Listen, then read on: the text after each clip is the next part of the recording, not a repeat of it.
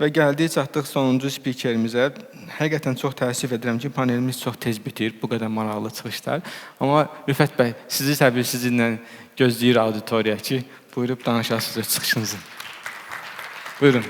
Sağ olun. Salam dəyərli dostlar. Sərvan müəllim artıq elə təqdim elədi ki, bizi düşünürəm artıq sözə ehtiyacı yoxdur. Bir telekom işçisi kimi mən telefondan heç vaxt ayrılmıram. Ona görə əlimdədir. İlkin çıxışıma başlamamışdan bəndən öncə təqdimat etdiyim həmkarlara təşəkkürümü bildirirəm və bir daha onları alqışlamağı sizdən xahiş edirəm. Əslində, həmkarlarımız çox gözəl alətlər haqqında danışdılar, çox önəmli, vacib alətlər haqqında danışdılar.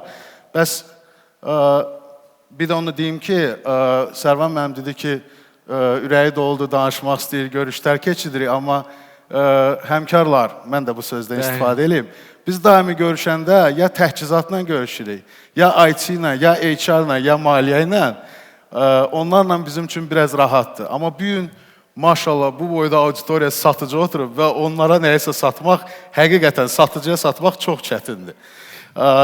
Və əslində, biz dəyərli alətlər haqqında danışdıq. Bizim indi məhsulumuz var, komandamız var, skriptlərimiz var, hekayəmiz var. Bəs dostlar, biz nəyə başlamalıyıq? Satmalıyıq da yəqin. Bəli? Eşitmədim. Bəli, satışa başlamalıyıq. Satış iki cür ola bilir. Sistemli və sistemsiz satış. Sistemsiz satış deyəndə biz ardıcıl olaraq görüşlərimizi təyin edirik, məhsullarımızı təqdim edirik, bəzən uğur əldə edirik, bəzən uğursuzluqlarla rastlaşırıq və satış prosesi davam edir. Və satış prosesində bizim uğurlarımız çox zaman bizim uğursuzluqlarımızı kölgədə qoyur və bəzən satıcı o uğursuz yerə heç getmək istəmir yenidən, çünki onun uğurları var, o uğurlu yerə gedir, o müştərini çox istəyir, o müştəri ilə görüşəndə özünü peşəkar hiss edir və uğursuz görüşlər unudulur. Bəs bu baş verməsin deyə biz nə etməliyik? Biz innovasiyaların inkişafı, texnologiya inkişafından istifadə edib bizə bir hədiyyə etdiyi alətdən istifadə etməliyik və bugün biz o alət haqqında danışacağıq, onun imkanları haqqında danışacağıq. Bu CRM alətidir. CRM bir abreviaturadır. Nə deməkdir? Customer Relation Management, Relationship Management. Müştəri əlaqələrin idarə olunması alətidir.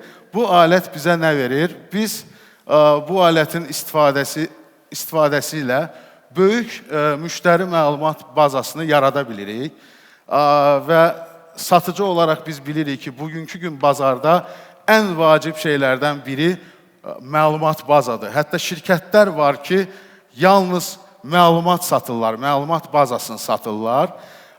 Bu məlumat bazası yaradıldıqdan sonra biz sistemli satış prosesi deyəndə bayaq vurğuladığım uğursuz görüşlərimizi yenidən hazırlıqlı olub təkrarən həmin müştəriyə gedib əldə etmək imkanı əldə edirik burada. Biz bütün etdiyimiz səhvləri analiz edə bilirik, qeydlərimizi apara bilirik və həmin müştəriyə yenidən dönüb uğur əldə edə bilirik. Burada əlavə olaraq bu alətdə biz bütün müştərilərimizi vacib günlərin, şirkətlərin yaranma tarixin, şirkət rəhbərlərin ad günlərini, maraqlarını qeyd edə bilirik və mütəmadi olaraq bildirişlər alıb həmin insanlara deyək ki, dəyərli günlərində bir təbrik edə bilirik və yaxud hər hansısa bir hədiyyə göndərə bilirik və bununla həmin müştərini daimi fokusda saxlaya bilirik. Bundan əlavə olaraq bu CRM innovasiyaları elə inkişaf edib ki, CRM-i istənilən qaydada özünüzə uyğun interfeysdə yığa bilərsiniz və bu interfeysdə həmçinin əlaqəli şöbələri birləşdirə də bilərsiniz. Misal üçün, çağrı mərkəzinin çağrı mərkəzi, qaynar xətt, marketinq şöbəsi bunların hamısını bir yerə toplayıb bir yerdə müştəriyə xidmət göstərə bilərsiniz.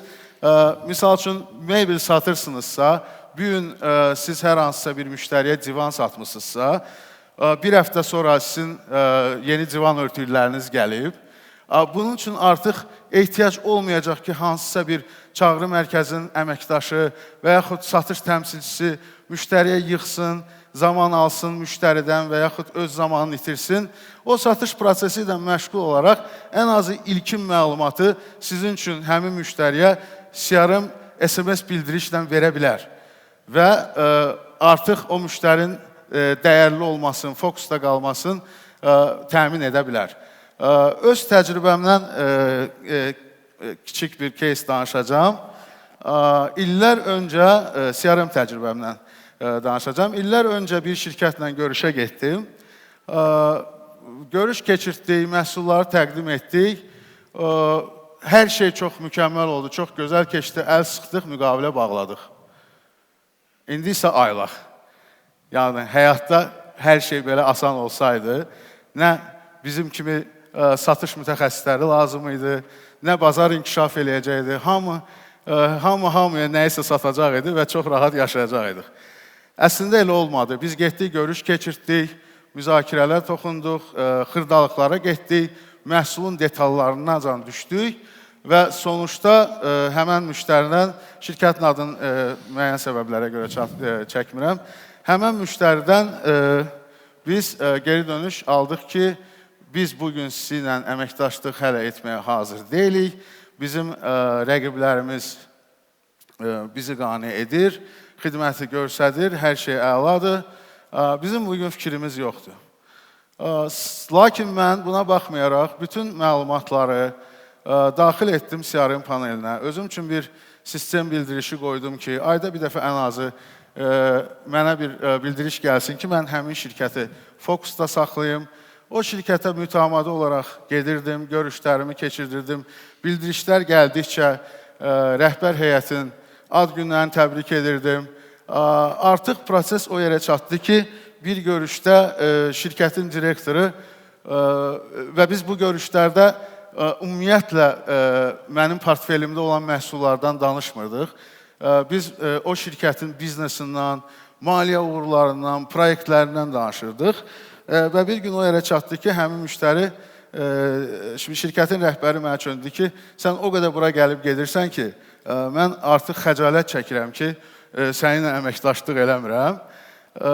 Və dostlar, o an gəldi, rəqib büdrədi, həmin şirkət rəqiblə problemlərlə üzləşdi və o anda o həmin şirkətin rəhbəri mənə dediyi sözlərdir, çatdırdığı bir toplantı etdilər və o toplantıda bütün negativ sorğuları toplayandan sonra şirkət direktoru çöndü ki, bəs niyə biz Rüfət Şirinova zəng eləmirik? Bizim dostumuz var. Və mən o zəngi qəbul etdim. Həmin şirkətlə biz növbəti gün çox böyük bir müqavilə imzaladıq və həmin şirkət bu gün də bizə 200 min illik gəlir gətirir. Bəs sual və hal-hazırda da gətirir. Bəs sual yaranır ki, necə olur ki, bu cürünə ağır rəqabətli bazarda məhz Rüfət Şirinov və yaxud onun şirkəti hər hansısa bir şirkətlə bu məbləğdə müqavilə bağlayır və bu müqavilə davamlıdır, bugünədən də əməkdaşlıq edir. Burada artıq bizim yardımımıza ikinci bir alət gəlir. Böyük ehtimal ki, burada əyləşən həmkarlar bu alət haqda çox da eşitməyiblər. CRM, birinci dediyim CRM elə alətdir ki, hamı bilib, eşidib, haradasa və bəzən olub ki, alıb istifadə etmirlər. Amma yoldaşlar, istifadə edin, lazımlı alətdir və uğura aparan alətdir. İkinci alətimiz, onun da adı CRM-dir. İkinci CRM-imiz nə deməkdir? İşləmədi deyəsən. İşte orada tutun. Bura, okey. Customer Requirement Management. Bu nədir? müştərilərin sorğularının idarə olunması bir panelidir. Bu panel bizə nə verir? Yoldaşlar, biz satıcıyıq, biz daimə dayanmırıq, satırıq. Uğurlu satıcının həmişə portfelində çoxlu şirkət olur və o şirkət sayı dayanmadan artır. Və nə baş verir? Adamın portfeli böyüdükcə o şirkətləri idarə etmək çətin olur. Nəyə görə? Çünki istənilən halda bizim məqsədimiz tək satmaq deyil, uzun müddətli satmaqdır və bir müştərinin bir şirkətə gün ərzində də ola bilər, həftədə bir neçə dəfə də ola bilər, müəyyən sualı ola bilər, müəyyən sorğuları ola bilər, sifarişləri ola bilər və s. Və bunların hamısını idarə etmək üçün bizə çox yardımcı olan CRM paneli olacaq. CRM paneli bizə nələr verir? Birincisi, biz hər bir müştəriyə web üzərindən bir şərait yaradırıq. Adam sərbəst sorğu qeydiyyatı aparır. Əslində, biz bunu Sərvan müəllimlə müzakirə eləyəndə çox gözəl bir sözdür Sərvan müəllim. Dedi ki, Rüfət müəllim, burada ən vacib dəyərlərdən biri də odur ki, müştəri özünü vacib hesab edir. Çünki bu paneldən müştəri faktiki olaraq web üzərindən bizə bağlanır və istədiyi sualı, sorğunu idarə edə bilir. İdarə etməkdən başqa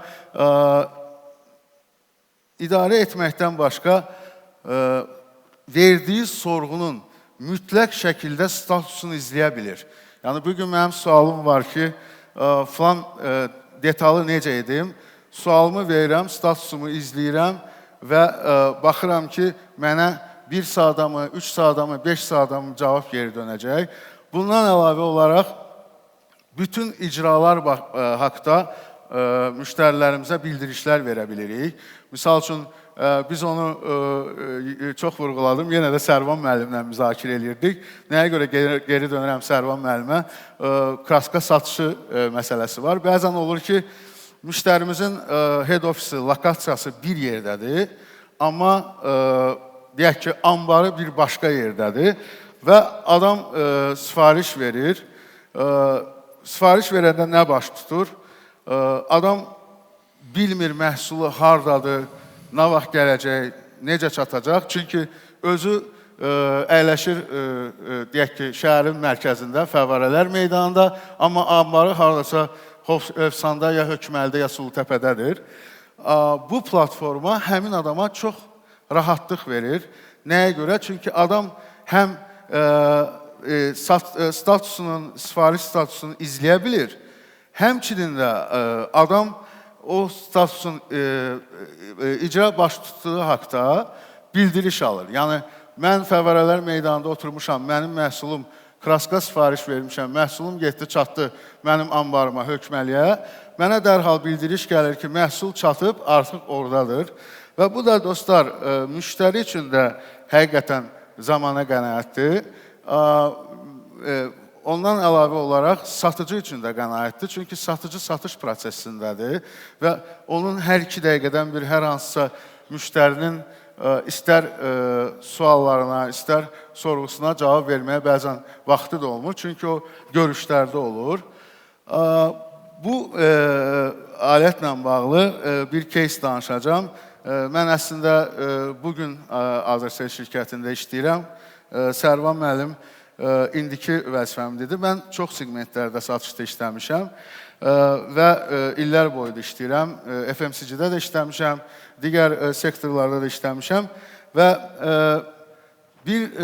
təxminən yəqin ki, bir 20 il bundan öncə bir şirkətdə işləyirdim və həmin şirkətdə, portfeldə bizdə suyun satışı da var idi. Bir müştəri bizə çox belə bir interesli, çox maraqlı bir məqam yarandı.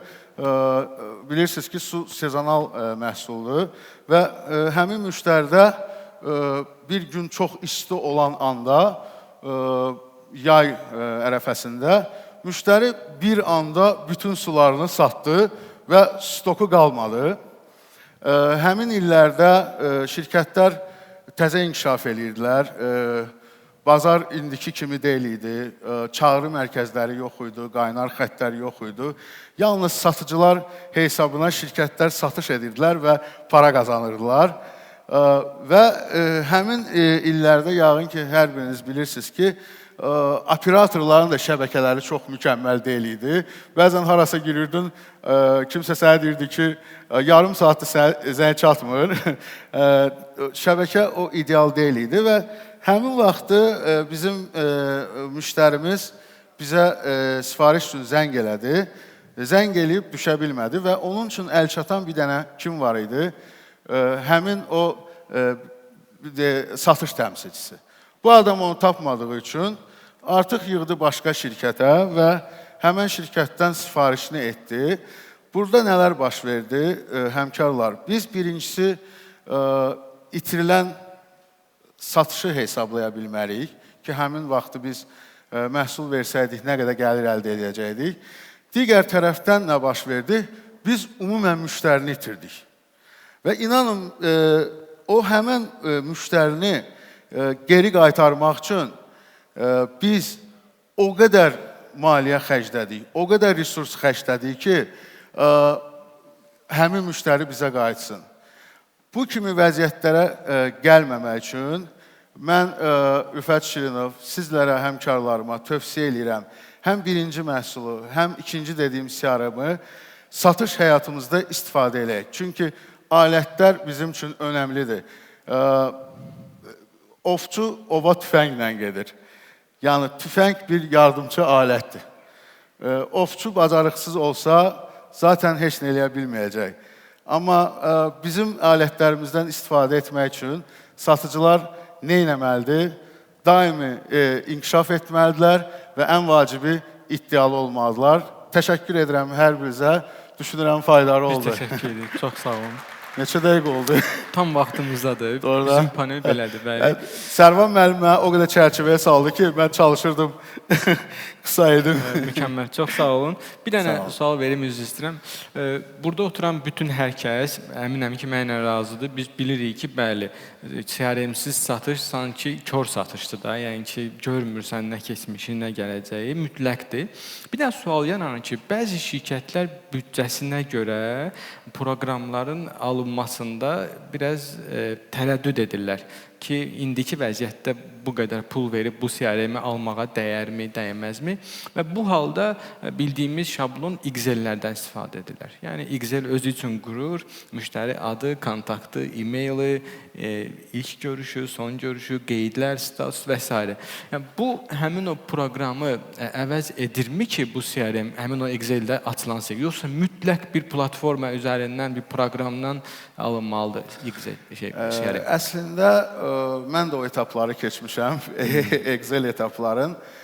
Burada vacib məqamlar nədir, Sərvan bəy? Vacib məqam odur ki, CRM bizi həmişə fokusda saxlayır. CRM-in ən önəmli tərəflərindən biri bildirişlərdir. Bu bildirişlər bizə yada salır ki, bizim müştərimiz var və biz nə etməliyik? Ən vacib məqamlardan biri odur.